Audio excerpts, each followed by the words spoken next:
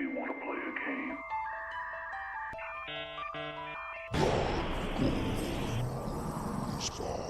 Podcast. They're here.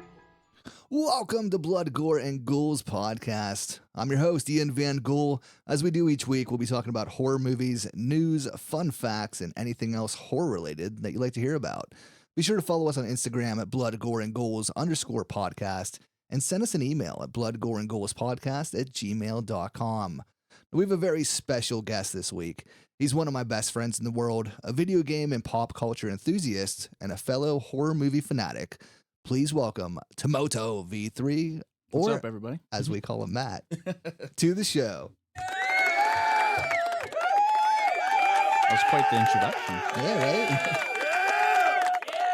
I even brought the kids out for applause. What's up, buddy? How you doing? Oh, pretty good. Couldn't be better. Yeah? Yeah. It's been a minute. Oh, yeah. Glad to have you over here. Yeah, So, it's about time. yeah, right? Yeah, it was always in the works. Just had Yeah. to get some shit put together here. For sure. So let's start with a few icebreaker questions here for you. So what kicked off your love of horror movies? I'd probably say when I was younger, my grandmother used to take me to the movie store to rent movies every weekend.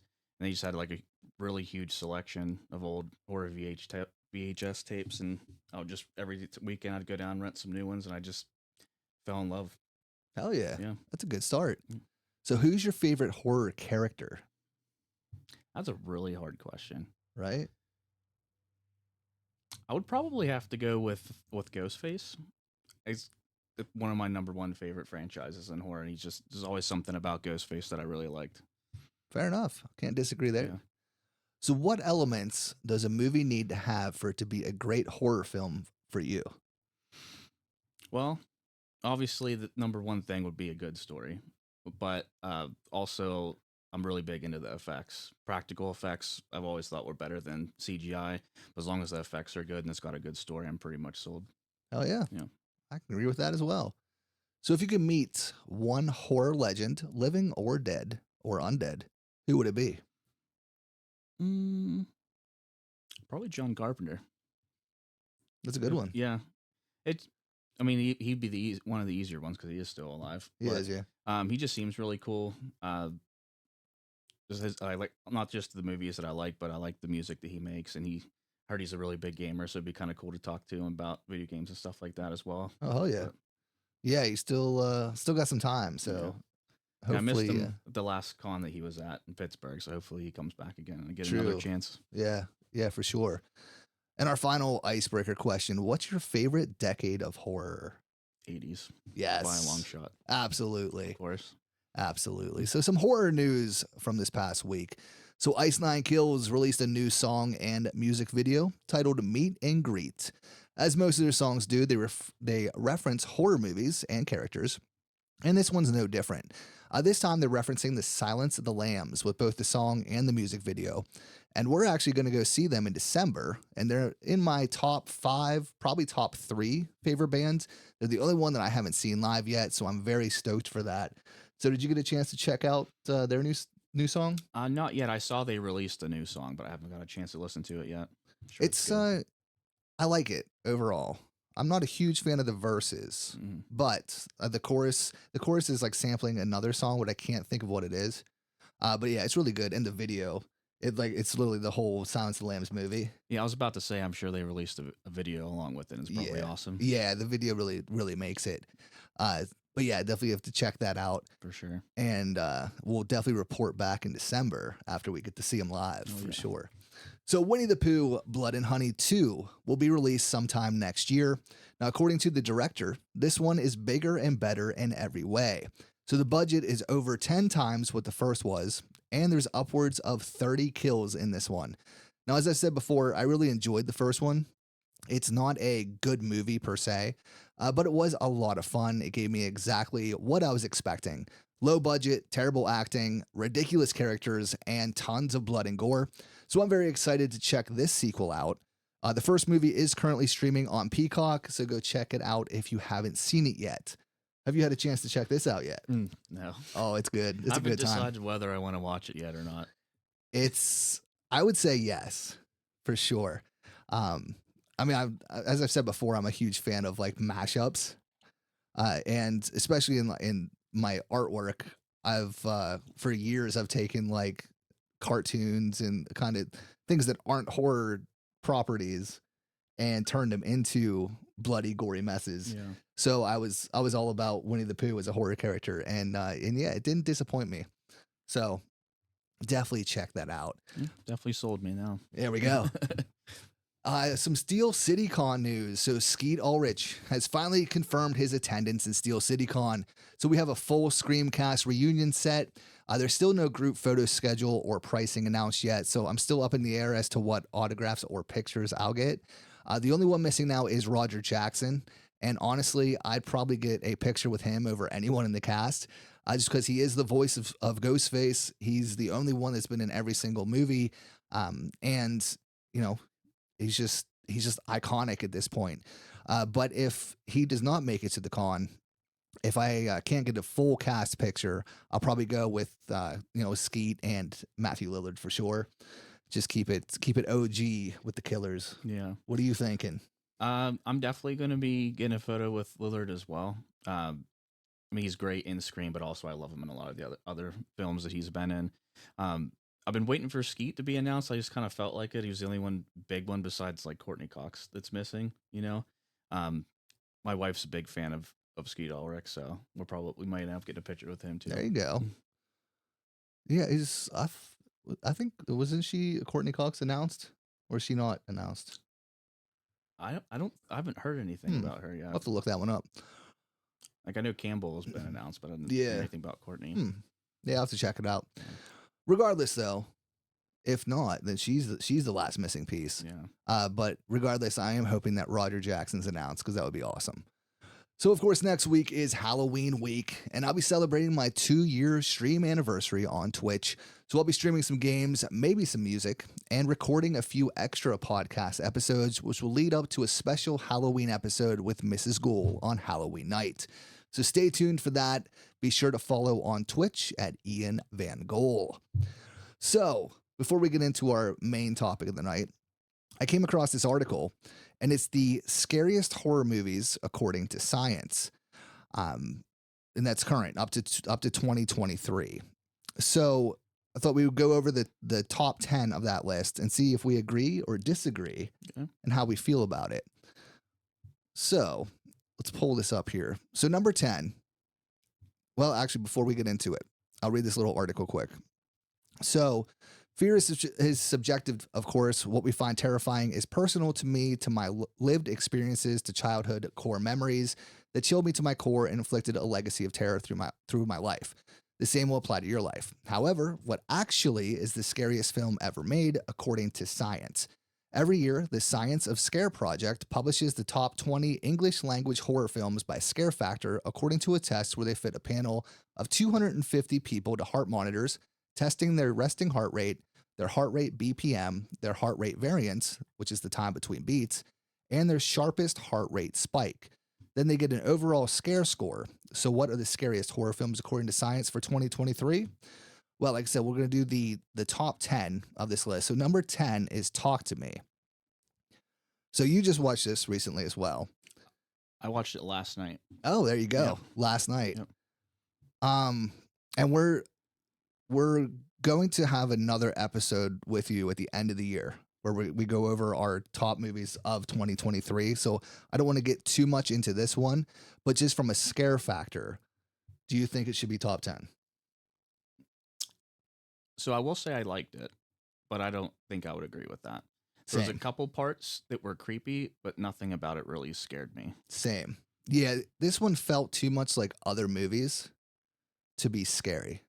Now, it's not a bad movie at all, but yeah, the scare factor, I wouldn't say it was scary. Yeah. But yeah, definitely gave the creep factor for sure. But yeah, I mean, there's definitely creepy parts and stuff like that, but just overall scary, I wouldn't agree with it. And like I said, it took 250 people, so it doesn't say, are they people who watch scary movies normally? Are they kind of used to it? Is it older people? Like, it's probably a mixture of everything. Yeah. So yeah, some on this list are, I don't really agree with. But moving on, number 9 is Hell House LLC. Now, have you seen Hell House? I've seen all of them. Oh, okay. Yeah. You've seen more than I have then. Yeah. So, me personally, again, I'm not a huge fan of this movie. I do like the clowns and the clown masks, but there's not a whole lot of scare in this movie for me. Yeah, nothing. It's been a while since I watched it. I don't remember anything straight up scaring me. It definitely made me feel uneasy and creeped out for sure. Right. But it's not, for being on a top 10 list, it's not super memorable, even though I thought it was really well done and pretty creepy for the most part. But I don't know if I'd put it on a top 10. Same. So, 2 in, neither one scary. So, number 8 is The Exorcism of Emily Rose. So, this one for me, I would say, is more fitting than the other two. Yeah. Just the overall feel of it, the fact that it's PG-13, it had to rely more on the atmosphere and building that kind of tension and fear. So I would agree. I don't know if it'd be top 10, but I would say it's definitely a scarier movie than the last two that we just talked about. For sure. I've only seen it once when it first originally came out, so I can't remember a ton about it. I do remember it creeping me out. But as far as a top 10 list, I can think of other exorcism movies that I would put above this particular one. So Fair enough. for Yeah, that reason, that's the only reason I wouldn't put it on top 10. I can agree with that as well. So number 7 is Smile. Now, just like Talk to Me, Smile, it probably more so felt more like other movies. And I didn't find it scary and very rarely creepy at all. I think the advertising for it was a lot scarier than the movie, Yeah. like the people hanging out at baseball games and shit. But yeah, this one would definitely not be on a scary list for me. Yeah. Yeah. I pretty much feel the same way. Definitely out of all the ones so far, that one I definitely would be closest to putting on the top 10, but that same, it wasn't really super scary overall. Other than the faces definitely were the creepiest part. Right, yeah. Yeah. Yeah, I mean, it's more, yeah. I mean, there's some creepy moments, some unsettling stuff, but yeah, scary, I'd have to say nay. So number 6 for them here is Hereditary. Now, this one, I would definitely put up on this list. I don't know what number, but I love Hereditary and just the atmosphere, the pretty much from the very beginning, you're tense the whole way through because you don't know what the fuck's gonna happen next. They keep throwing all this crazy shit at you, and it's it's very unsettling. And I wouldn't say it's scary. Like at this point, with all the movies that we've seen, I wouldn't say it's scary, but it's shit that stays with you after you're done watching it. Yeah, and makes you feel uncomfortable. I Yeah, definitely absolutely. agree. I could totally put Hereditary on a top 10 for sure. Just over the overall package, like I just felt uncomfortable the entire movie. Yeah, Especially the end. The ending is probably like the scariest part. Everything else before that just kind of uneasy and unsettling, but the Mhm. ending really did creep me out. yeah, like that whole third act is Yeah. just one crazy fucking ride. 100%. Number 5 is The Conjuring. So this one, I don't know if I put a top 10, but I would say it's more deserving to be on this list. It's, I mean, it has quite a few jump scares, but I think just overall, it's, again, not scary, but it's more fitting of that title than others. I love The Conjuring. Mhm. This one definitely, there was a couple parts that scared the shit out of me. I'm a little bit biased. Spoiler alert: I'm a huge James Wan fan. For later, but both the first and second. The second one, you were there. We Right. actually yell out loud in the movie theater. So Oh, yeah. they definitely. Paranormal stuff is what gets me the most in horror movies. It's not the slashers. It's not the murders. It's Right. usually the paranormal. So it definitely got me. For sure. Yeah. But yeah, I could agree with that one being on this list. Number 4 is Insidious. Now, I wouldn't put it higher than The Conjuring, but same kind of deal. I mean, it's another James Wan film. It has the jump scares, and I think just the whole kind of overall feel of the movie is pretty eerie. So I wouldn't say it doesn't deserve to be on this list. I don't think it should be this high up, Yeah. but I'm not mad about it. I agree. I definitely would be okay with it being on a top 10. I do rank Conjuring a bit higher, I think, because Conjuring did what it did with a very simple premise. Insidious, especially later on in the series, it gets a little like out there. Right. So, but I definitely got creeped out for sure and scared at different parts of this, For sure. especially that dude in the photo, the demon. Darth Maul. Oh yeah, Demon Maul right there. Mhm. Yeah. No, I mean, that is one of the best jump scares ever. Oh yeah. So number 3 is Skinamarink. You've watched Skinamarink, right? I Or have attempted attempted to watch it. Have attempted. So it was too weird for me. it is definitely weird. It's it's very different from anything that you would ever see in your life. For it to be, I'm kind of battling internally with whether it should be on this list, because is it scary? No, but with the way it's shot, and if you haven't seen it, like, it's not a spoiler. It's not a coherent shot film, so it's like literally a wall and a corner of a ceiling, and that's how it is for like an hour and a half. But I would say it's probably on this list because you never know what to expect. Yeah. So like you hear the audio and like it's definitely creepy, and like the further into the movie you get, it definitely gets pretty creepy. But there's nothing visually that's ever really scary. But for it to kind of, last an hour and a half, you're always kind of expecting it for something to change, for something to pop out, so that anticipation is, I would assume, is why it's on this list. Yeah. But like I said, overall, it's not a scary movie, but I can kind of understand why it's on here. Yeah. Yeah, I wish I could chime in a little bit more. I didn't stop watching it because I didn't think it was good. I just think it's not for me.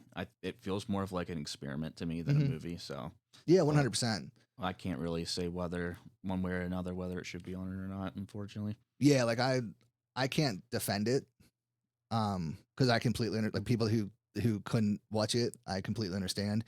The only reason I kept watching it was to see if it got better, or or what would happen. Yeah. So, like I said, by the end, I did like it, quote unquote. I didn't love it by any means, but I appreciate it for what it is. But yeah, like I said, I don't think I would put it on this list at all. Number 2 is Host. So, Host, I'm not a huge fan of, because Unfriended exists, and I think Unfriended is a much better movie, which is essentially the same kind of deal. It's a friend group over Skype, and something is after them. Have you seen this movie? I have. It definitely creeped me out. I wouldn't say I wouldn't put it on a top 10. I think it was more gimmicky than anything, and that Right. kind of held it back a little bit. But there was definitely parts that, again, I go back to the whole paranormal thing. That's the stuff that gets me the most. So Yeah, fair but enough. it's good, scary. I don't know if I'd be top 10 because you said it yourself. There's other stuff that's done it before. So. Yeah, yeah. I don't know. I think it's more so me. Host gets all this attention lately, and I'm like, but what about Unfriended? Yeah. Because it came out before it, and in my opinion, it's just done a lot better, and it's an overall creepier movie. In my opinion, I think it's probably because it came out during the pandemic. So like a lot of movies that released then, everyone was watching. Right. So a lot more people have probably seen this than Unfriended. True. I guess it'd be more relatable in that Yeah. time period. Yeah. Yeah. That's a good point. I can see that. So the number 1 scariest movie of all time, according to science, is Sinister. And I'm not going to disagree with that at all. I'm not going to necessarily disagree. I think it does belong on a top 10 list. I don't know if number 1 would be it. So if you take away the shitty ending, Yeah. I would say this is a almost perfect movie. Yeah. Because it has the jump scares, it has the lawnmower is really like, that kill has stayed with me since I watched this 11 years ago, Yeah. 12 years ago. So yeah, I think overall it's a really good movie, and it has a lot of tension and a really creepy atmosphere. It's just the ending is what hurt it for me. It just wasn't a good ending to that movie. But yeah, I mean, the premise and the scares I don't know. Like I said, I don't know if I put it number one, but I'm not going to say it shouldn't be there. Yeah. I will say I've only ever seen it once. So like if I rewatched it a few times, like my opinion on that might change. Um, but yeah, I definitely would be okay with it being in the top 5, but just not sure on the number 1. For sure. Well, that's the top 10 scariest movies according to science, and our thoughts on that. So tonight we are going to discuss horror movie directors. So we'll each give our top 5 horror directors and why we enjoy their work so much, and then just kind of see what we get into from there. Talk about some other directors, maybe who is the most prolific director, even maybe not our favorite, but I don't know. We'll see what we get into. Right on. So you want to go first? Or you want me to go first? You go first. Ooh. So my top 5. So I put in 1 kind of classic director and then 4 that are still in the business. So do you want to go like my number 5, your number 5, back and forth, or? I think that'd be cool. All I don't right. necessarily have mine in an order, except Okay. for my top 2. Oh, that's fine then. So Yeah, I wasn't going to do an order, but then I did. yeah. So yeah, we'll roll with it. So my number 5, I went with the classic, is John Carpenter. So when I was going down my list, I put literally a list of like every horror director I could think of or come across, and I probably still missed a bunch because I didn't put like the old school ones. Like I didn't put Hitchcock on there. I didn't put Todd Browning or James Whale. Anything like real old school I didn't put on there. But when I was going down through trying to determine my top 5, it was ones outside of this one. It was ones that, for the most part, didn't have a miss, in my opinion.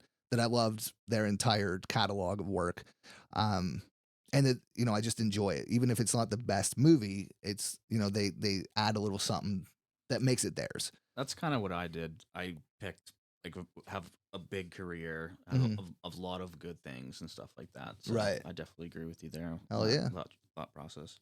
So yeah, so my number 5 then is John Carpenter.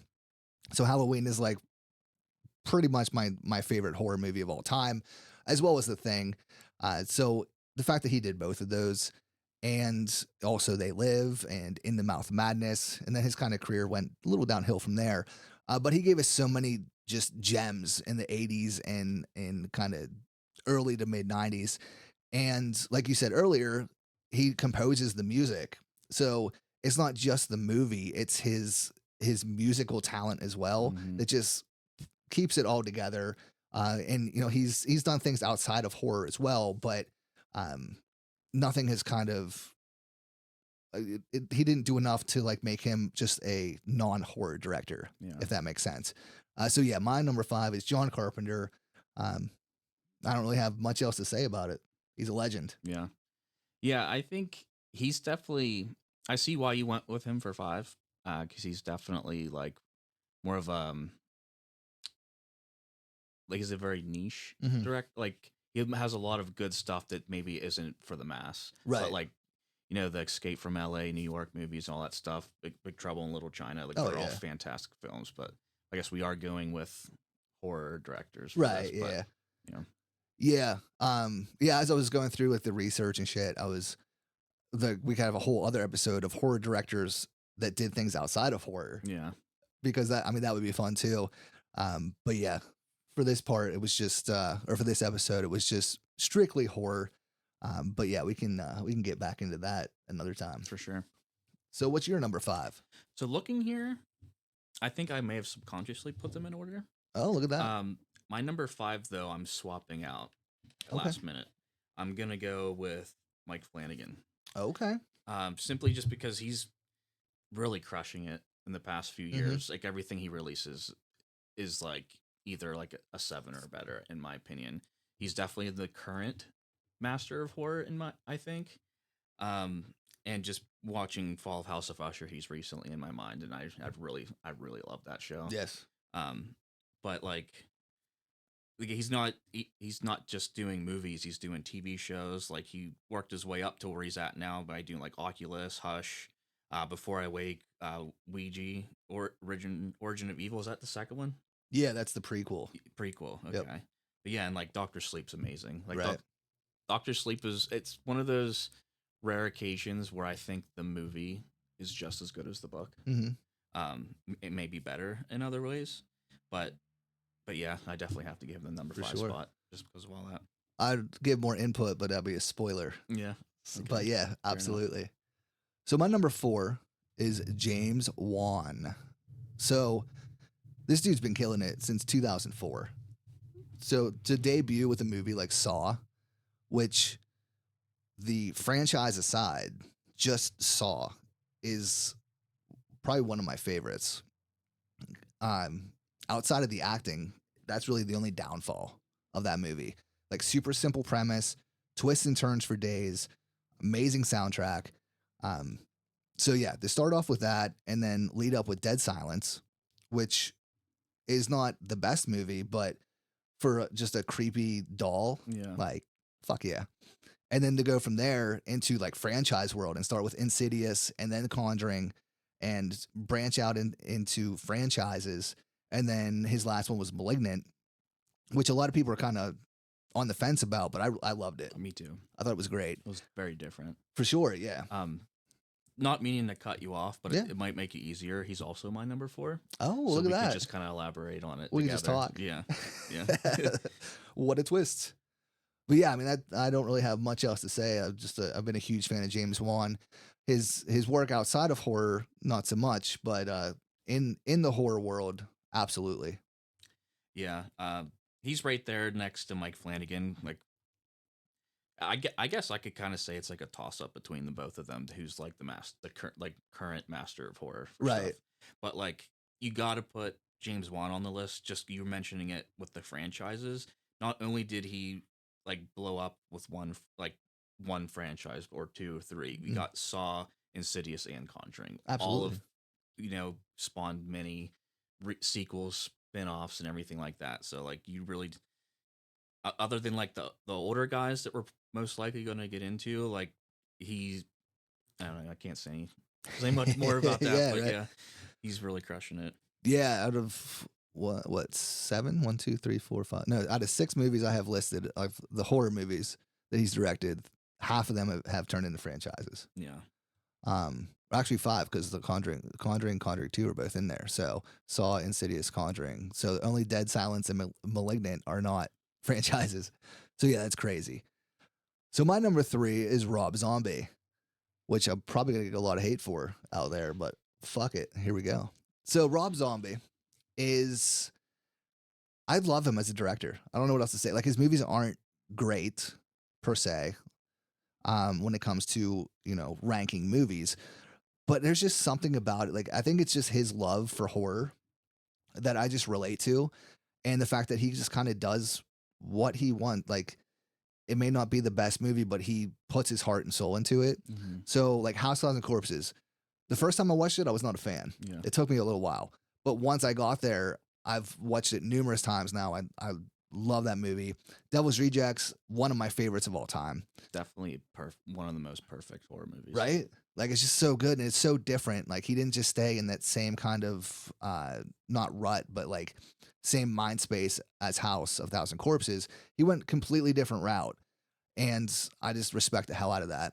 His Halloween movies, a lot of people aren't a fan, but overall I thought, it was a cool take on on that franchise. Not all good, but a lot more good than bad, I think, in those movies. The Haunting World of El Super Beasto, which a lot of people don't know about. It's a cartoon movie. It's ridiculous. The Lords of Salem, throwback to 70s horror. I'm a huge fan of that as well. 31, 3 from Hell, and then The Munsters was his last one, which as a huge OG Munsters fan, I was expecting to hate it. And I didn't mind it. I enjoyed it for the most part. But yeah, I think Rob Zombie he just has a I don't know, a cool style. Even though he puts like a lot of like white trash characters and shit in his movies, it makes it entertaining and enjoyable. So I'm a fan of his music here and there, but like if he never made another album, okay. Yeah, But if he doesn't make another movie again, I'll probably be a little bummed. Yeah. Because I want to see more movies from Rob Zombie. yeah. I really enjoy Rob Zombie's films. He's a little inconsistent for me personally. like I'm not a fan of Lord of Salem. But like the trilogy, like the House of Thousand Corpses, Hmm. Devil's Rejects from Hell. That's what Three from Hell, Three yeah. from Hell. I think that's a great trilogy. I really liked 31 a lot. I absolutely do not like any of this Halloween films. No. I do, but I see why people do. I'm not saying that they're bad. They're just not for me. Yeah. Um, and I haven't watched the Monsters, but I've heard kind of mixed things about that. But I don't have much to say about that. But overall, I really like him. Because of like what you said before, he really loves horror, and you Hmm. can tell whether you love all of his movies or a few, you can tell he is passionate about it. Absolutely. So that's my main thing that I like the most about Rob Zombie as far as his movies. Yeah, for sure. Yeah, like I said, it's not, top 5 best directors. It's just, he's in my top 5 because I just enjoy, like I said, it might not be the best movies, but there's something about each one that I really Yeah, and enjoy. he's got really good ideas. Yeah, It's for like, sure. Like you can't watch one of his movies and feel like you've watched it before, regardless if you liked it or not. Yeah, You know? even with Halloween, like there's a lot of it that is, very similar. It's the same story as Carpenter's, but Yeah. he put enough of himself in that movie to kind of set it apart. Yeah. So yeah, what do you got? For my number 3, I'm gonna go with Guillermo del Toro. I knew it. I love Guillermo del Toro. I would say he probably is a better filmmaker than the people that the 2 directors I'm gonna put in my number 2. Mhm. Um, but he has so many different films, whether they're Mexican films, big budget films, everything in between. He's won Oscars, Right. you know what I mean? Between like Kronos, Devil's Backbone, both in Spanish because they're Mexican films. Those are fantastic. Mimic is scared the shit out of me when I was a kid. I thought that was fantastic. Blade 2, amazing. I'm a huge Hellboy fan, and I love his Hellboys. I Right. wouldn't consider them horror, but it's kind of horror adjacent. Oh yeah, for just because sure. of what's involved with it. And Pan's Labyrinth is amazing. That's another that was in Spanish, but he's like a very big mixture of different things, and you can really tell. Like Rob Zombie, he really loves the genre. Right. He is passionate about it, and I don't know. I can't talk enough about how great Guillermo del Toro is. Yeah, for sure. His big thing about like he really likes these practical effects, Mhm. and that's what I love. And he's really one of the few directors nowadays I think is really trying to stick with that, and that really impresses me a lot. Absolutely. Yeah. Yeah, no, I'm a big fan of his. Um, not enough that he was in my top 5, but Yeah. I think as a filmmaker, as a director, he's definitely one of the best. And Pan's Labyrinth is probably pretty close to a perfect movie. Yeah. Like that movie's insane. Yeah, and everyone else agrees he got an Oscar for that. Yeah, yeah. No, I mean a chick fucking a fish. Not a fan, but I really like. I really like that one too. I wouldn't put that one in the horror No, I category, wouldn't really, either. but it was a really good film. I just felt like Abe Sapien Yeah, it was a movie right? about Abe, like a prequel or something. Yeah, it was a love story about Abe Sapien. but visually, that's a great movie. Yeah, no, I mean, I'd say since Pan's Labyrinth, all of his visually have been really, really like they're top notch Yeah, for sure. yeah. He's really only has one fail for me, and I wouldn't even necessarily say it's a fail. I wasn't a fan of Nightmare Alley. I I just haven't felt like it watched was it. kind of boring. Okay. The acting in it was great. It looked visually like always looked amazing. It was well shot film. It was just kind of boring for me. Yeah, I've heard mixed things on that, so I haven't. It's been on my watch list for a while, but I haven't gotten around to it Yeah. yet. Definitely interested in what you think about it. For sure, I'll report back later. Sounds good. So my number 2 is Ty West. I've been a huge fan of Ty West ever since I watched The House of the Devil. So that was like his first kind of big movie, and then from there was The Innkeepers. He had a segment in VHS, and then went on to do The Sacrament. The only movie of his I haven't watched is In a Valley of Violence, which is like a Western. I don't think it's really a horror movie, but it's on Netflix. So it's been on my watch list for a while as well, but I haven't gotten around to it. But then, of course, last year he did 2 movies, which were X and Pearl. Pearl, I wasn't the biggest fan of, just because I don't really outside of like maybe the third act, it didn't feel like a horror movie, and it wasn't what I was expecting with a prequel to X. But it's still as far as movies go, it's still a very, very well done movie. But yeah, Ty West, for the most part, really, I mean, with that list, even not being the biggest fan of Pearl, I think they're all hits for me. So, and I think we kind of discovered them together, if I remember correctly. Yeah, I can't remember how, but it was definitely at the same time. Yeah, I think was it from VHS? I think it might have been him and Adam Wingard. Yeah. Um, and I think we just kind of like stumbled across like the guest too. Okay. Yeah. He did that. The Guest? Is that what it's called? I think Wingard did The Guest, yeah. Okay. But yeah, I get them both mixed up a little bit sometimes because I've just started them both at the same time and was kind of Well, yeah, they do a lot of like Wingard did You're Next, which Yeah. Ty West acts in. right. You're Next. And then yeah, VHS, they both have segments in there. Yeah, he was actually I put Ty West on my honorable mentions list. Okay. I love his movies. House of the Devil is fantastic. Yeah. I really did like The Sacrament too. I've really liked Pearl, and X. They're both. I think they're both really good. I'm excited for the third one. For Maxine. Yeah, Right. I would say he's definitely up there as like one of the most like modern horror directors, like the best. Right. I'm wouldn't put him in like a top 5 just yet because I don't think he's done anything like amazing just yet. Fair enough. I think he will. There's a good chance that he will. Right. But right now, I feel like he's still a little bit too niche for like the mainstream. You know. Yeah, yeah. I think then that's why I enjoy his work so much because it's not polished. It doesn't have that like big budget feel to it. It's just really good storytelling, good scares, good atmosphere, and yeah, and mainly it's because of the House of the Devil. Like that's one of my favorite movies of all time, and like I said, everything else has been amazing as well. I thought Innkeepers was also really good. Oh yeah, But yeah, both that and House of the Devil were creepy as fuck. yeah. So that I could. They're. I definitely think House of the Devil is a better film, Mhm. but he's definitely does a very good job at the creep factor. For sure. Absolutely, yeah. What do you got for number 2? My number 2, I have John Carpenter. There you I go. put him a bit higher. Basically, there's so many films of his that I love. He's done Halloween, which spawned a huge franchise. The Fog, The Thing, which is a classic. Christine, Prince of Darkness, Mouth of Madness, Vampires. I love all of them. And like we were talking about before, he's also done a lot of other non-horror movies that are Right. also fantastic. But like Halloween is, that's gonna be top 3. Like Michael Myers is top 3 like best horror icon characters of all time. So you really got to put John Carpenter in that list. I'll talk a bit later why he's not my number 1. But him and my number 1 are going to be interchangeable. There you go. Between Yeah. the best, but you can't get better than John Carpenter. He paved the way for so many different things in the horror world. So Absolutely. just fantastic. There we go. Yeah. So my number 1. Now, as these lists go, anytime anyone asks me my favorite movie or favorite whatever in horror, it always changes.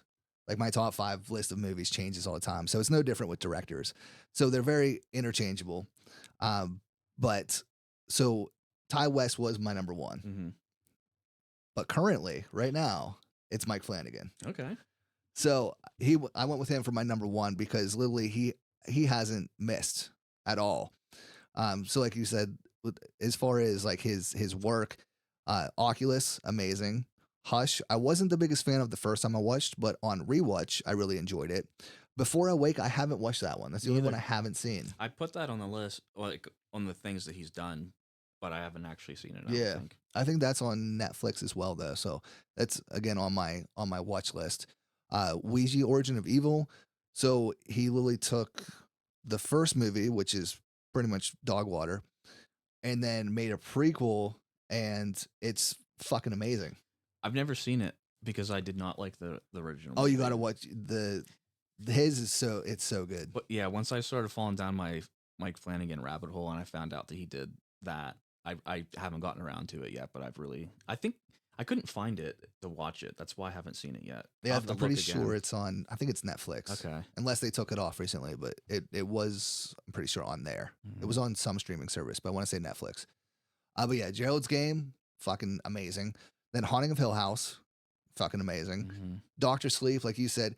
So he somehow he took that movie. It's a sequel to Kubrick's The Shining, while also being a sequel to the book The Shining and being an adaptation of Stephen King's book Doctor Sleep, and he somehow made it work. Yeah.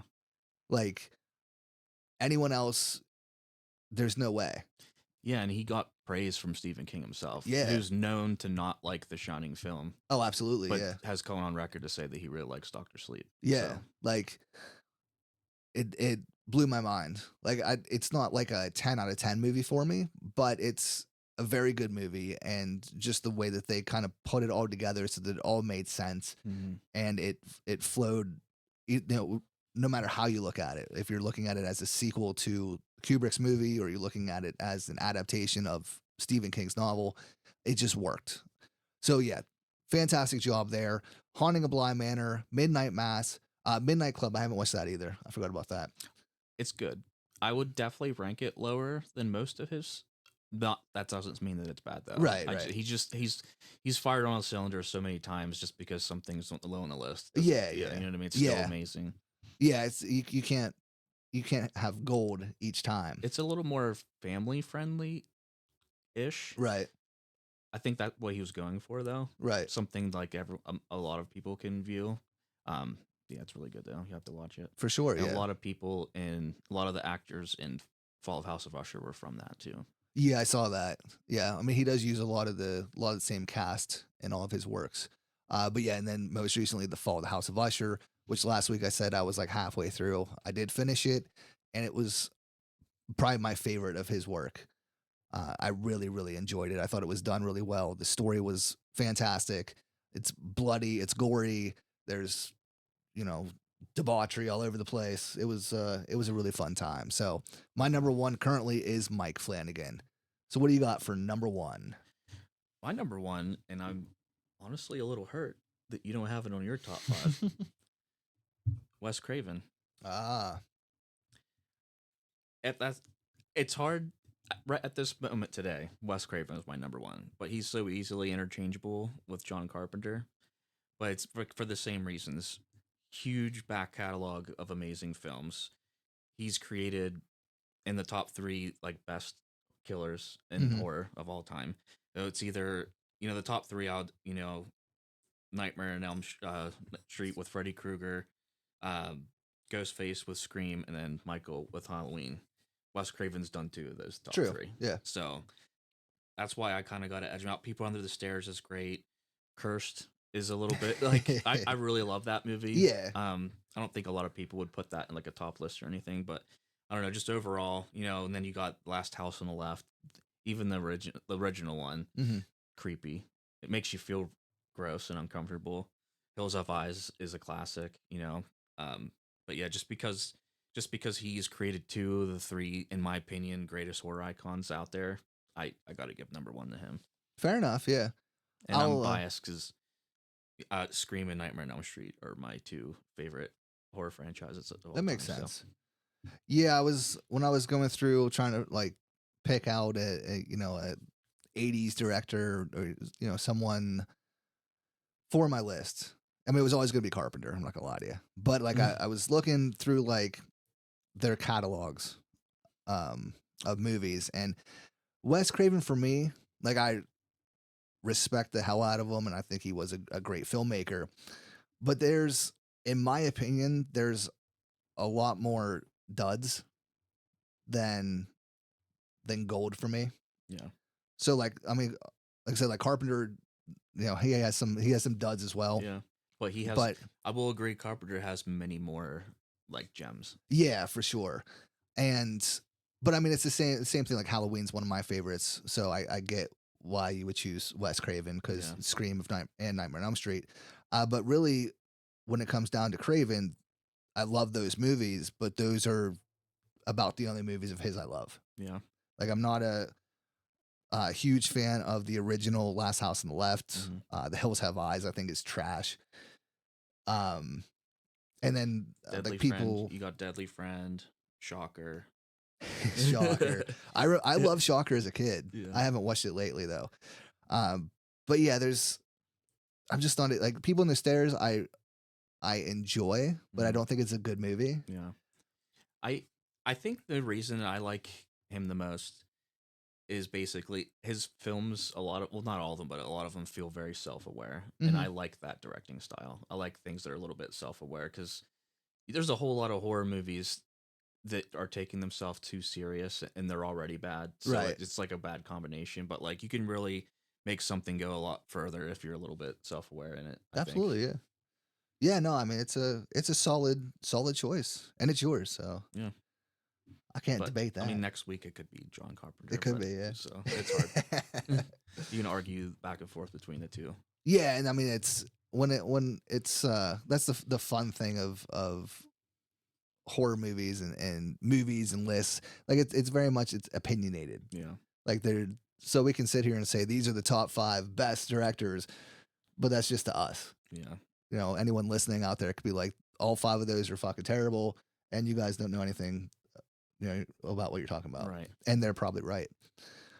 But yeah, so that's our personal top 5 favorites. But like I said, the list goes on and on.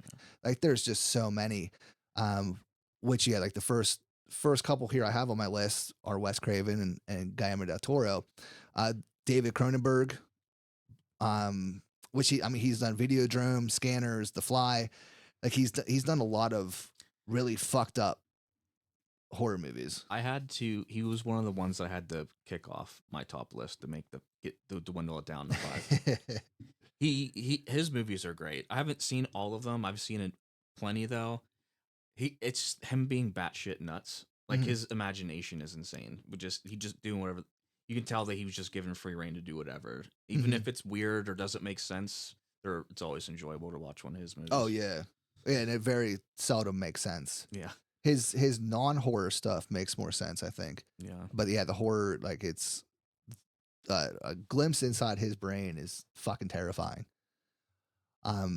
And then his son now is directing movies as well. So Antiviral, Possessor, and most recently, and probably the most popular of his movies is Infinity Pool. I've been wanting to watch that. I've seen Possessor, and by just watching that, I can tell that he's just like his dad. Where like it's probably not going to make any fucking sense, but it's cool Yeah. to watch. Yeah, he's out there just like his dad. I think with time and more experience, he'll be right up there with Yeah. David. But I mean, I enjoy his work. It's just David Cronenberg is more like, I don't know, body horror. Mm-hmm. Like he takes it to extreme, like I don't know, extreme, but pretty dark places. Sometimes extreme. Yeah. Brandon, he is, you know, in there a little bit, but it's more psychological, I think, Yeah. with his kind of small catalog so far. Mhm.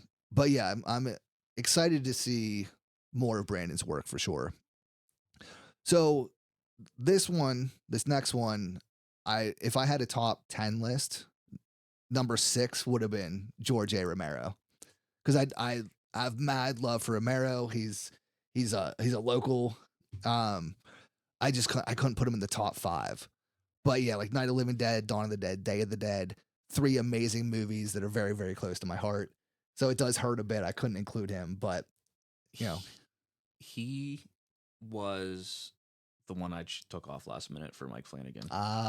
And it's only because, yes, he changed the game for zombies and just like horror movies in general. Like he was one of the first, few earlier, Right. horror films, but his catalog isn't very big, and he has done a lot of duds. Oh, for sure, yeah. But you can't take away what he's done for horror. So. Oh no. But that's the only reason I took him off. Yeah, no, that's valid. I mean, he is like the godfather of zombies. Yeah. Like zombies as we know them today is pretty much because of George A. Romero. So yeah, mad love and respect for George.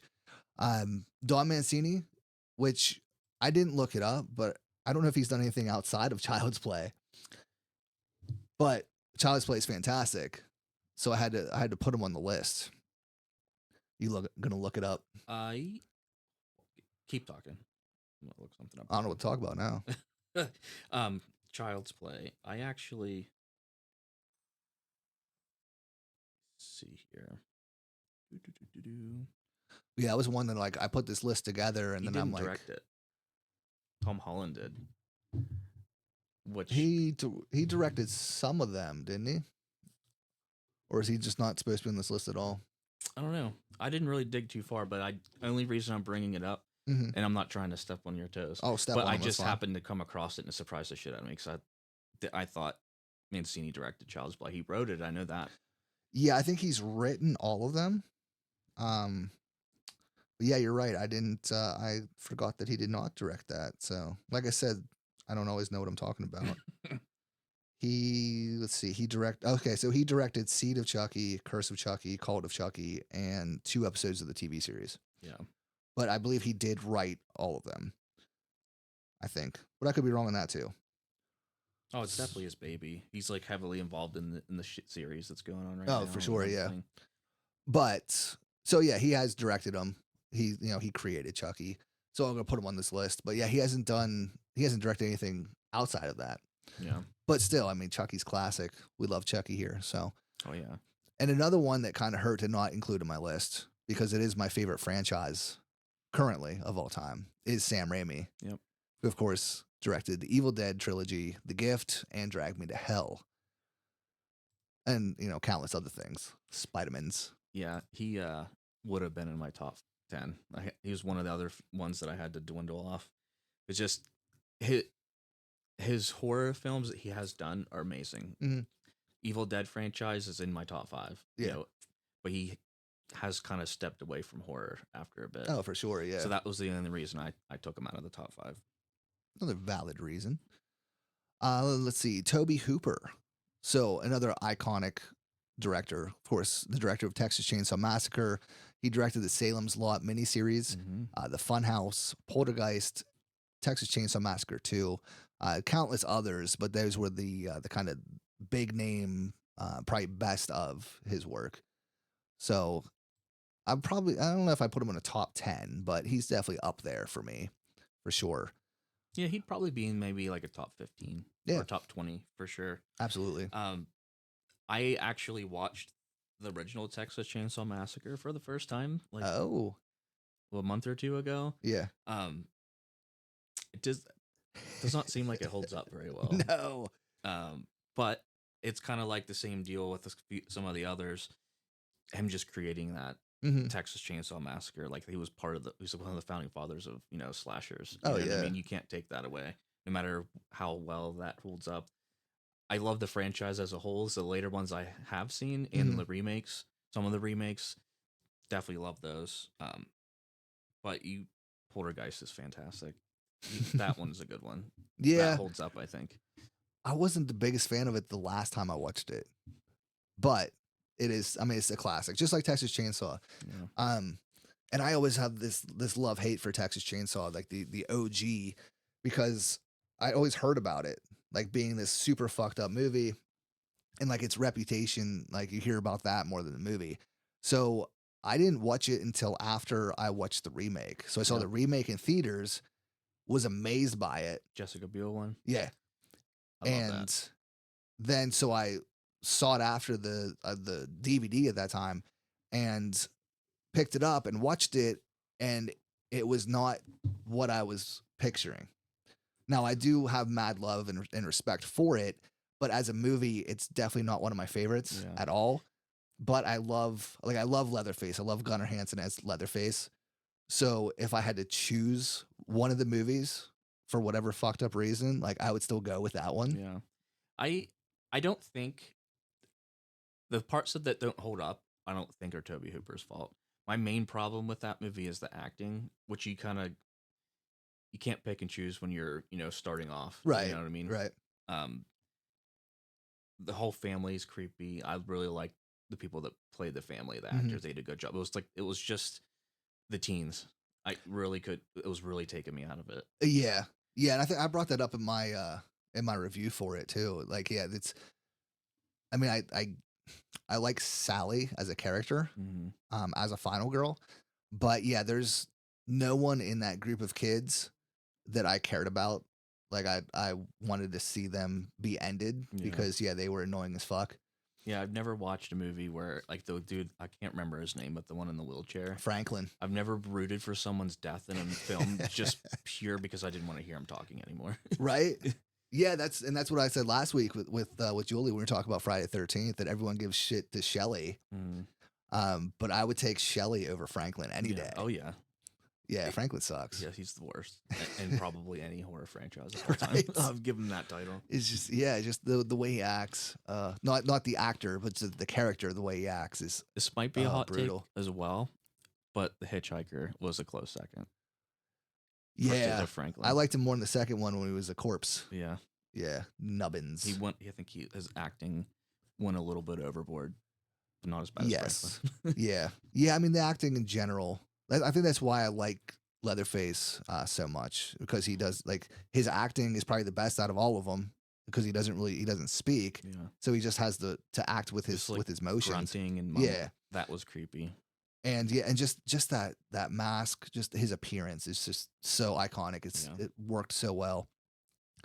But yeah, so the next one here, also I think I didn't include him because he only has 3 movies so far, but every single one has been like fucking top tier, and that's Jordan Peele. Yeah, So like Get Out, Us, and Nope, I don't think they're perfect movies, but they've been at least 8 out of 10s. I would have put him in a top 10. For sure, yeah. And just because of how few he's done and how great they were, I know he's got even better coming, and the few that he's already done are already great. Absolutely, yeah. Yeah, I'm hoping so at least. Cause yeah, 3 for 3. And on top of that, he's produced some good ones too, like the Candyman. Oh yeah, sequel. true. He didn't direct it. I think he co-wrote it though and produced it. Right. Like even the horror stuff that he didn't directly direct has been really good. Yeah. Too. Yeah, absolutely. So yeah, he's another one that I'm excited to see. Yeah, what upcoming things he's got going on. Cause yeah, so far he hasn't had a bad movie. He's another one like Zombie and Del Toro. Like he understands the assignment. He loves horror. Yeah, right. But he just came out of nowhere because you just know him as like this comedy dude. Yeah. And then all of a sudden, like Jordan Peele, that dude from Key and Peele is going to make a movie, a horror movie, and then it's fucking fantastic. I felt the same way about David Gordon Green at first until he started releasing movies. I didn't even put him on this list. Forgot about that fucker. So the next one, kind of same thing. He only has 2 horror movies to his credit so far, is Ari Aster, which is Hereditary and Midsommar. Hereditary, as we talked about, is, in my opinion, fantastic. Midsommar, if you take like an hour off of it, I'd be all about it. I don't think it holds up after the first viewing. Midsommar? It's a shock factor. Yeah, Midsommar. Okay, yeah. The shock factor is what makes that movie good the first time. But when you know what's going to happen, I don't know, it doesn't hold up like Hereditary does. Fair enough. Yeah, I mean, I think I've watched it twice. Mhm. Once when it first came out, and then once for the review. And I mean, the good parts are still good, Yeah. which usually are like the shock factor parts, at least for me. Yeah. But yeah, it's just so fucking long. It just drags on. Florence Pugh's great in it. Oh yeah, yeah. And I'm always fucking distracted because like her boyfriend in that movie looks just like Chris Pratt. So like I'm just like I'm thinking it's Chris Pratt with knowing that it's not him, and it just like takes me out of the movie. Mm-hmm. I don't know, it's super distracting for me. Next one, same deal. Robert Eggers. He did The Witch, or The Witch, and The Lighthouse, which I don't know if Lighthouse is horror, but it's fucked up, so we're gonna say it's horror. I would say yes. Right? It's like kind of that. It's on that line. Yeah.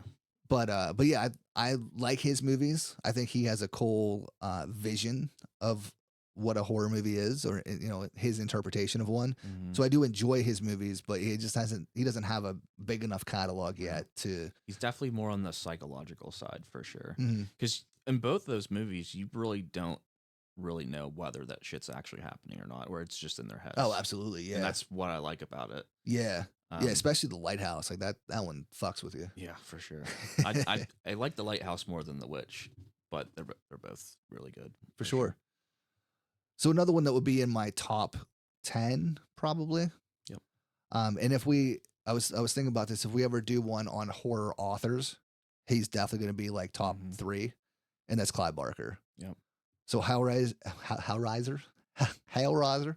Nightbreed, which is phenomenal, and Lord of Illusions. So again, he doesn't have much in his catalog, but he's only done bangers. He has, yeah, and he's an author. Like his main job is a author. Yeah. So for him to like kind of segue over to movies and then fucking nail him out of the park. And a fantastic artist. Oh yeah, Yeah. absolutely. Yeah, he's just a horror guy through and through. Yeah, he was on my top 10. Had to take him off too. You actually introduced me to Nightbreed. That was like at a time where like it was very rare that I haven't seen a horror movie, let alone heard of one. Right. Not heard of it. And it just came out of left field, and I absolutely fell in love with Nightbreed. I love it so much. Hellraiser's a classic. Lord of Illusions is great. I actually just showed Sarah that the other day. Nice. She fell asleep. Oh, well, you know. But yeah, I love Lord of Illusions too. All 3 of those are fantastic. I'm really sad that he didn't keep going. Right? Yeah. Yeah, I've been waiting for something, a follow up to Nightbreed. Yeah. Or some sort of. I mean, he's done the comics and shit, but like some sort of movie follow up to Nightbreed. But I don't know if it'll ever happen. Yeah. But yeah, if you guys haven't seen Nightbreed, you gotta find the director's cut of Nightbreed, and it's fantastic. It's one of my favorites for sure. Next a lot one, of practical effects. Oh yeah, You know? yeah. It's like I think it's 1990, 1991. So it's like it's in that era of they all they only did practical effects. The next one is another classic from the 80s, late 70s, 80s. That's Joe Dante, who did the original Piranha, The Howling. He had a segment in Twilight Zone, the movie. And then he did Gremlins and The Burbs. Joe Dante has a vast, I want to say discography, but it's not movieography, resume of movies, because he's done all different, like Small Soldiers. Yeah, all different genres of movies. But his horror shit, like I said, he's a classic horror director. So I got to respect that. But he did not make it to my top list. Yeah, his stuff seems to lean a little more towards family friendly. I wouldn't quite say the whole way, right? But I think The Howling, is the second best werewolf movie below American Werewolf in London. I agree. I gotta give him props for that. Yeah, for sure. Gremlins is a classic. Would you consider Gremlins horror? Kind of. Yeah, probably. Yeah, it's like in the same. It's a horror for everyone. Yeah, it's kind of more in that like it's a good kind of gateway for like a younger audience into like full on horror movies. And yeah, I mean it definitely has the vibes. They're literally like little monsters. Yeah. So his movies are just fun. Yeah, he's a good horror director that can put fun into it. For sure. Yeah. Except for The Howling, wouldn't say that movie's fun, but well, it's good. Yeah, it is a terrific werewolf movie. So another one that I really enjoy is Darren Lynn Bousman. He did Saw 2 through 4. The main one though that I really enjoy him for is Repo the Genetic Opera. I'm a huge fan of that movie. But then he also did Spiral, the kind of Saw spin-off sequel thing. But outside of Spiral, which I didn't mind, I think the other ones were pretty good. So I wanted to throw him on here for recognition. Oh yeah. My only factor is after Saw 1, the rest of them all are mixed up in my head. Like I couldn't tell you which one, like what one is which one. You know what I mean? If you told me a scene. Yeah. Not saying that's a bad thing, but I didn't know that he did like a bunch of them. So that's cool. Yeah. Repo's really good. You showed me that. I've only seen it once though, but it was a fun time. Oh yeah.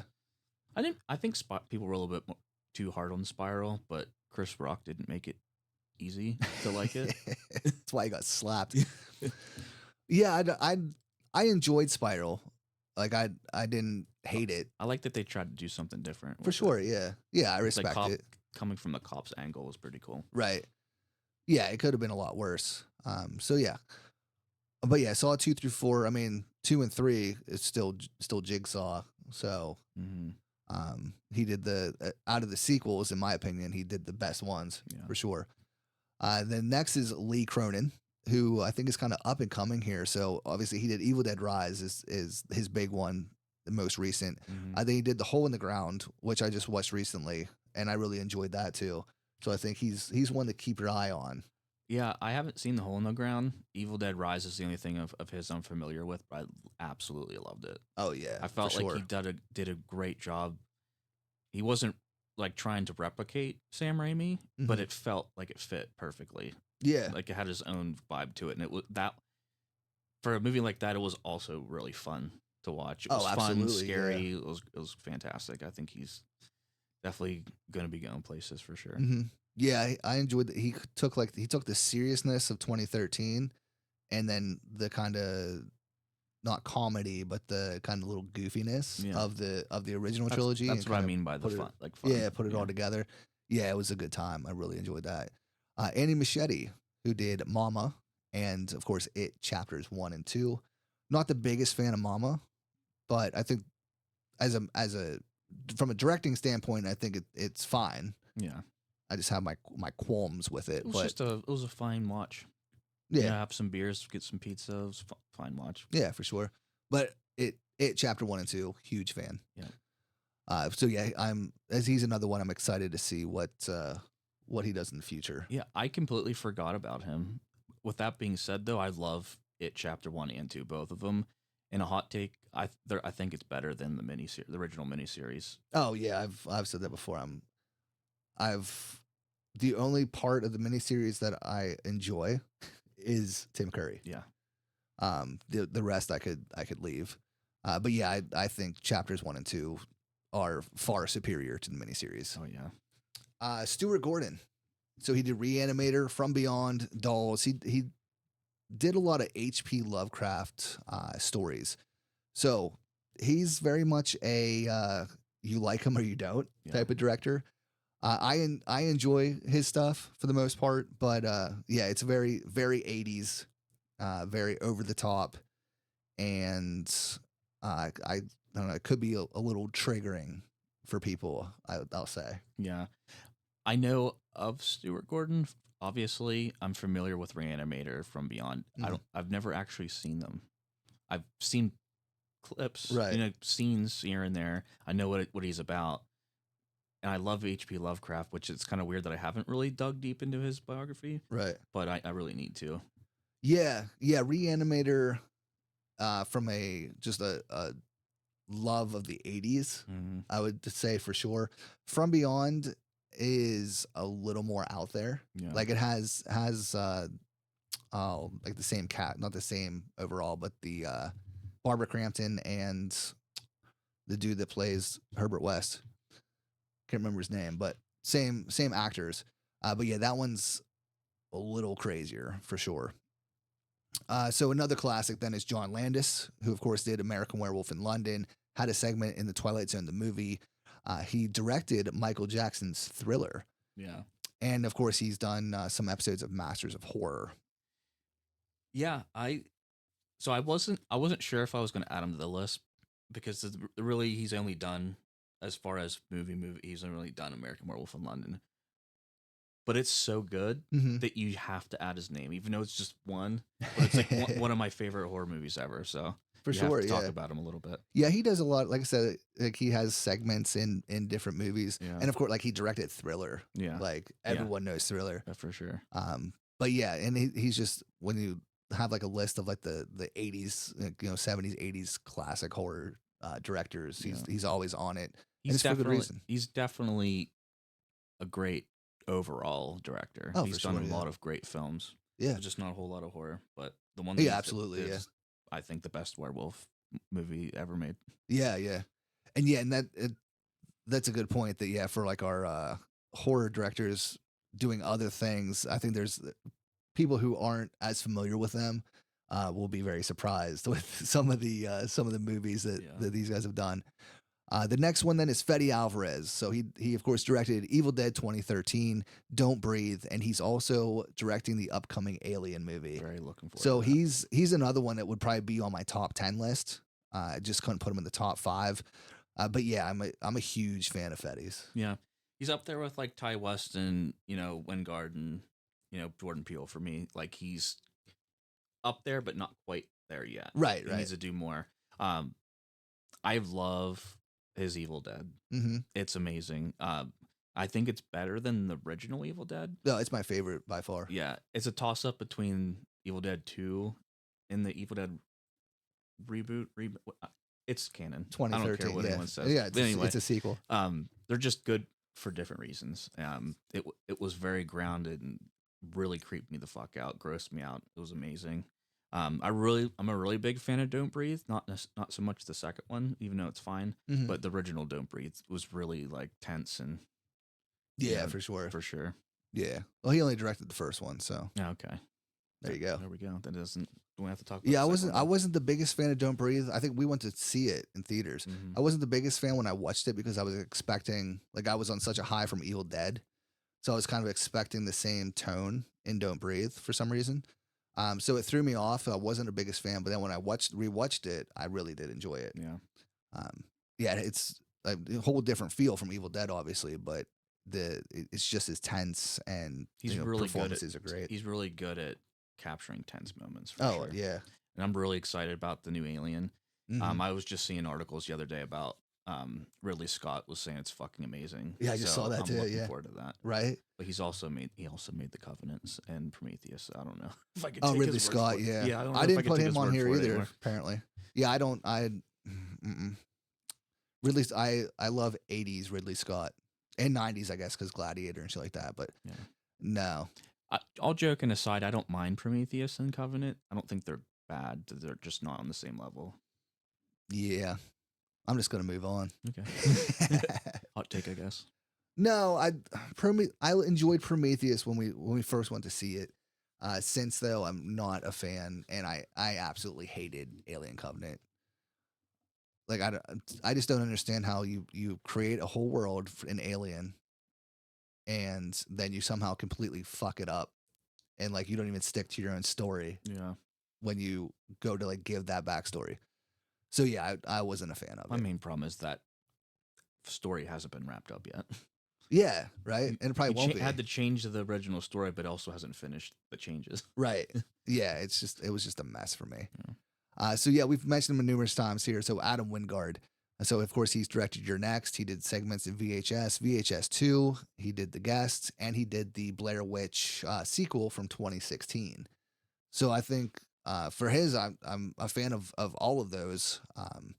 Even the Blair Witch gets a lot of hate, but I thought it was a pretty good sequel follow up to the original movie. Yeah, didn't he also do one of the Godzilla movies Yes. and Death Note? Yes. He definitely did one of the Godzilla movies. Yeah. for sure. I think he's a really good director. Your Next is like when people ask me to recommend like gems that you probably haven't heard of. Mhm. Your Next is I just watched it a couple months. Showed that to Sarah because I'm always trying Oh, to yeah. show her gems she's probably never watched. Right. That's really good. VHS. I can't remember which ones which segments in VHS he's done. Oh yeah. I should have wrote those down. Yeah. I don't remember. Yeah. Like I don't know which ones Ty West did. Like I don't know who did what. Ty West. Well, Ty West did one. He just did one in the first one, and it was the one with the couple that are like going to the Grand Canyon. Oh yeah, that was a good one. Yeah. Wingard though, I don't remember which one that was. It could have been the like the demon girl. in yeah, the it could have hotel been room? that one. It must. That's what I'm thinking. That's it the was best scene in all VHS. I think. Oh yeah, That so that's the best segment. Yeah, absolutely. Guest is fantastic. That's another like niche one to Mhm. recommend to Yeah. people. Blair Witch is probably the thing I'm not the most stoked about, but it was still good. Like I thought Mhm. it was much better than the sequel to Blair Witch for sure. Oh, absolutely. Um, Yeah, But it was pretty good. for sure. So yeah, I'm a fan of all those things. So yeah, he's another one that I'm excited to see what he does in the future.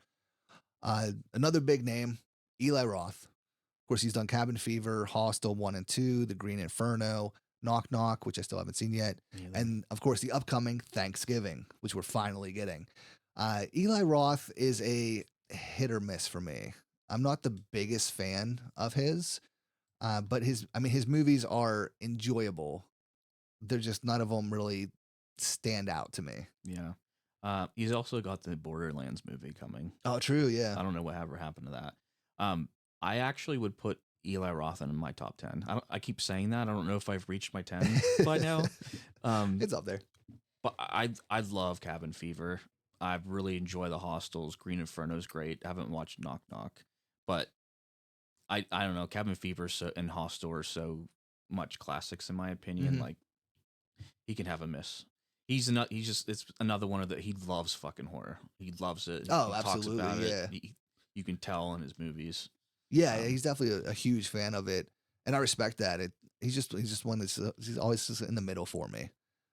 Just me personally. Yeah, But yeah, Thanksgiving looks like it's gonna be great though. it does. I am excited for that one. Yeah.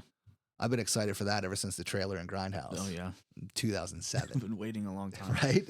Finally, we're finally I hope getting it. the trampoline scenes in the full Oh movie. yeah, yeah. We'll find out here in a couple weeks. Yeah. So when I was going down through this list, I was realizing these are all men. Like we don't have, for the most part, like we have women who have directed horror movies, but we don't have ones that are like horror directors Mm-hmm. per se. The only ones that came to mind for me were the Soska sisters, which they directed American Mary, See No Evil 2, and then they did the remake of Rabid, which was a Cronenberg movie. American Mary, I really, really liked. I thought it was a really good movie. See No Evil 2 was kind of a guilty pleasure. Is See No Evil that one WWE movie? Yeah, Kane. Yeah. Yeah. I've seen that. I've never seen the second one. I didn't even know there was a second one. Yeah, the second one's a little bit more ridiculous. But it's not a good movie, but it's like one of those like it's fun to watch type deals. Rabbit, I haven't watched that. I haven't watched that or the original. But yeah, American Mary I really enjoy, and it's two sisters that are the directors, so I want to put them on the list for sure. Yeah, sad to say, I've never heard of them or those movies. Oh, well, there you go. Now you got some things to check out for sure. Yeah, American Mary's has no, I can't think of her name. The sister from Ginger Snaps. She's also in Freddy vs. Jason. Like she's in a ton of shit. I can't think of her name though. I just said it last week too. But yeah, she's the main actress in American Mary. It's a pretty fucked up movie. So you might dig it. Yeah. And then of course Mary Lambert, who has directed Pet Sematary 1 and 2. She directed Halloween Town 2 and Urban Legends Bloody Mary, which I was unaware of all of that outside of Pet Sematary 1 and 2. But I love Pet Sematary. Yeah, I love both of them. You do. You have mad love for 2. I think 2's better than the first one. Yeah. Hot take. That is a hot take. People probably would agree with that. Both great movies. I love me some Halloween Town. Not ashamed to admit that. I never watched Halloween Town 2. I've watched all of them. There you go. Well, except probably the last one. Oh, there's more than that? Well, there's one that like they changed the actress for the main character girl. I haven't seen that one, but I was a kid growing up when those came out. They're classics. I wouldn't say they're quite like Hocus Pocus level, but I like them. I'm not sure if I've seen that Urban Legends. I've seen probably the first 2. I don't know which one that is. That is the second one, I believe. I'm pretty sure that's really the second. Much about I think that's the one that has let me see here. What did I say it was? Oh no, wait. No, that's the third one. Is that Bloody Mary? Is that what I said? Yeah. Yeah, Bloody Mary's the third one. So there's Urban Legend's Final Cut is the second one. That's the one I was thinking of. Which one's Jared Leto in? Is that the first one? The first one, yeah. That one's good. Yeah, the second one, that's the one I was thinking of, has Anthony Anderson in it. That's the only reason I remember that movie. So yeah, Bloody Mary, I watched it, but I couldn't tell you anything about it, other than it probably has to do with Bloody Mary. Sounds right. Right? It's yeah. Good. And Catherine Isabel is the actress I was thinking of. Okay. That's in Ginger Snaps. Yeah. And, she's in American Mary. So yeah. Outside of that though, like there's, like I said, there's females who have directed horror movies, but it's like one here and there. Yeah. Like nobody has, outside of the ones we just listed, there's none that have like a prolific catalog of horror movies, unfortunately. I know there's more because I did watch most of that documentary series I forget what it's called. Search of Darkness. Yeah. They do cover a lot of female directors, but it's the reason I'm not remembering is 'cause, like you said, they don't have a prolific catalog. But they're definitely there. They're there, yeah. But I just feel like I wanted to add some to the list. Yeah. But we need more female directors in horror. I mean, there's definitely a bunch out there. Yeah. I think it's just more so like more like the lower budget, like not studio films. But if you're out there, we love you. Adam Green. I almost left him off this list by accident, and then I remembered. So I love Adam Green. He's done Hatchet 1 and 2, Victor Crowley, which is Hatchet 4, Frozen, not the Elsa one, and Digging Up the Marrow, or Marrow, however the fuck you say it. But I've enjoyed all of those, especially Digging Up the Marrow. I think that's a really fun movie. I want to say we watched that one together. I'm not sure. It doesn't ring a bell. We've watched a million horror movies. Yeah, it's probably have. I haven't really seen much.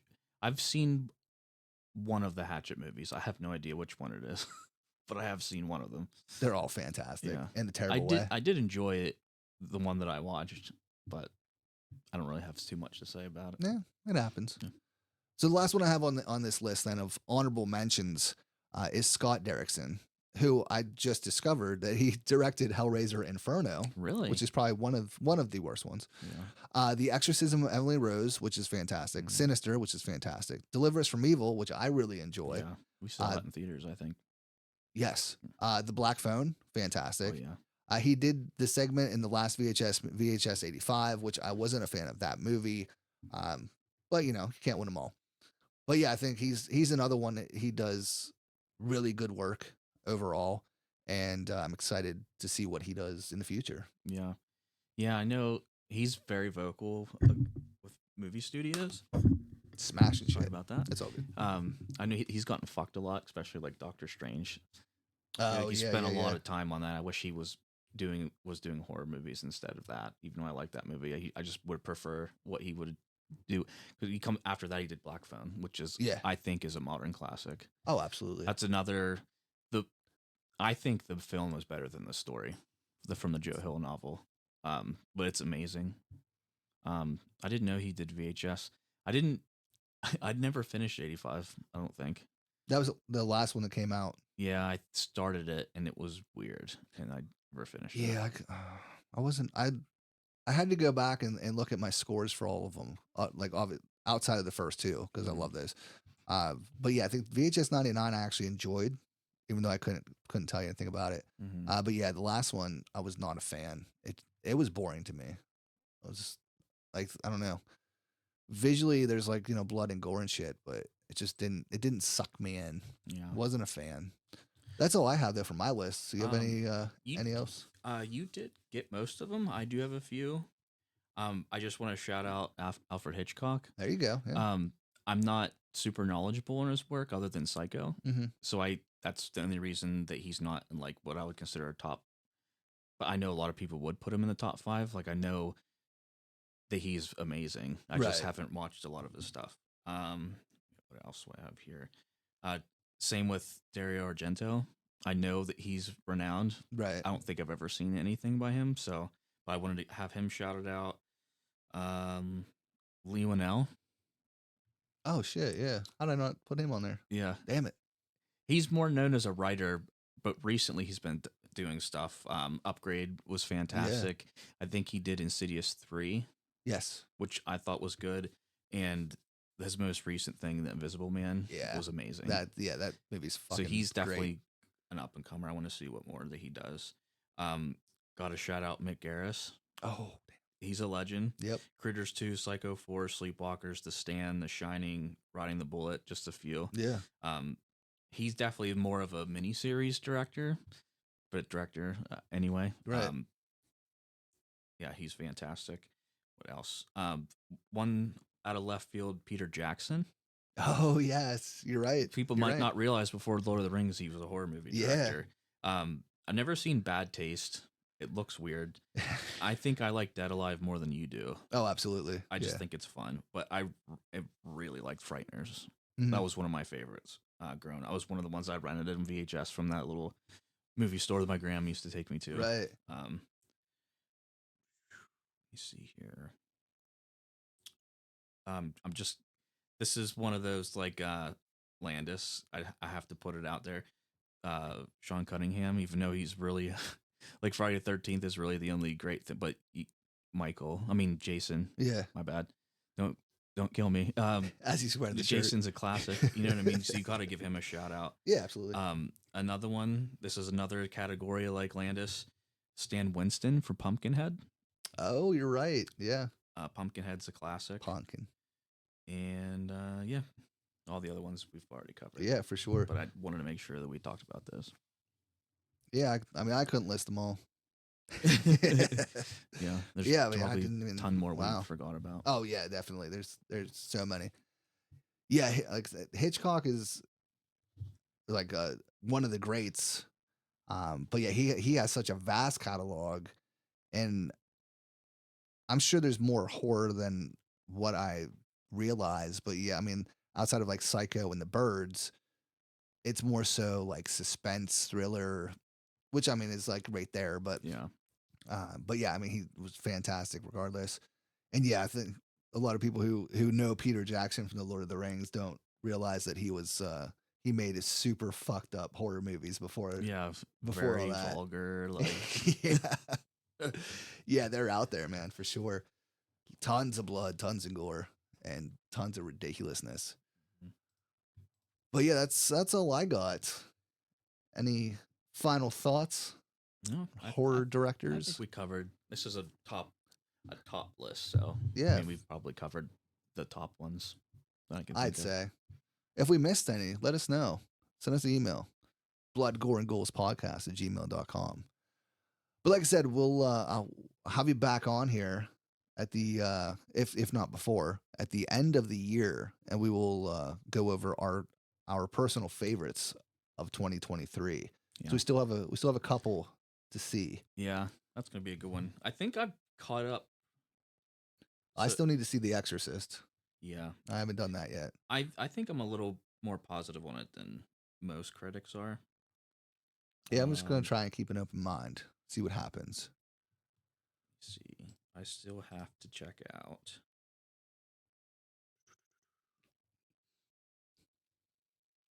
Some things.